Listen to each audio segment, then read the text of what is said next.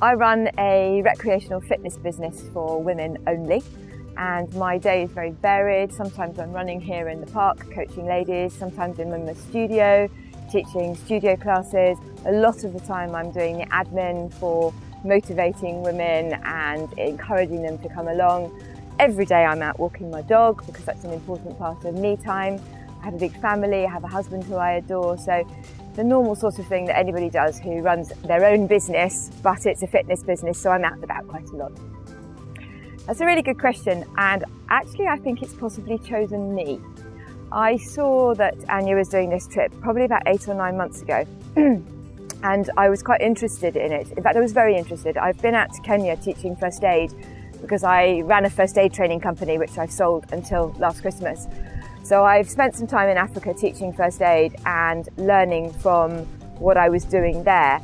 And this trip opportunity popped up on my timeline and I looked at it. But September's a really, really busy time for me because often with women, that's almost their fitness new year. And my son just got married 3 weeks ago, so I've been very involved in that. And I just thought it probably wasn't the right time. And then another friend, Andrea, who's on the trip, said that the space had become available. Was I interested? And I think she was quite surprised actually because I almost immediately said yes, and she expected me to take 3 weeks to think about it. But I think probably, as I said, I was actually always wanted to do the trip and I discounted it. And then when the opportunity came up, I just thought, life's too short, I've got to go. It's a really interesting question and obviously something that I have thought about a lot. When you run your own business, you're constantly juggling the demands of keeping the business fresh and alive, making sure that your clients are happy and that they're getting the right thing from you, making sure that your team are happy.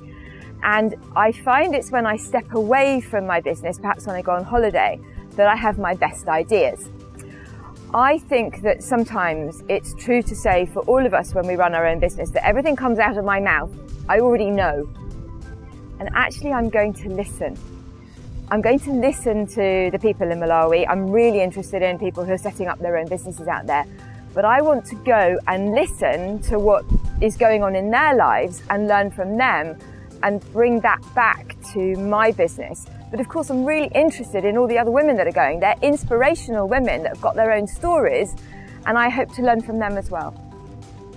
So one of the things that I'm really interested in here in the UK, as I'm not 25 anymore and I'm a fitness instructor, is how women change as they get older, how they get into the sort of third age of their life. So as I run a business, I've got parents who are becoming a little bit more elderly. I've got children, one who's just got married, as I said, and some others. I'm juggling the top end of my family and the bottom end of my family, and I'm juggling my business and keeping motivated. And that's all quite stressful. And stress is not a good thing for any of us in our life.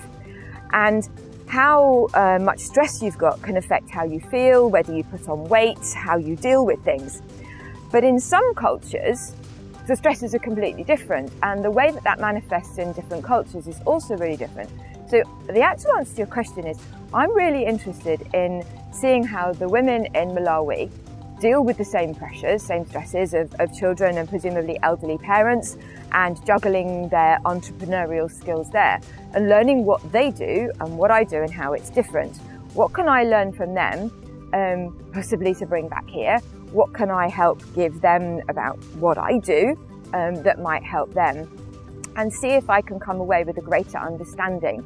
In our culture, we eat whenever we want to, there's food everywhere, we don't move very much because we drive everywhere. In Malawi, it's going to be different. You don't go to Starbucks and eat a muffin because it's there. You don't drive everywhere, there's more movement going on. So I'm really interested in learning from this different culture and learning, as I say, from their way of life and seeing what I can bring back and maybe helping them with a little bit of what I know.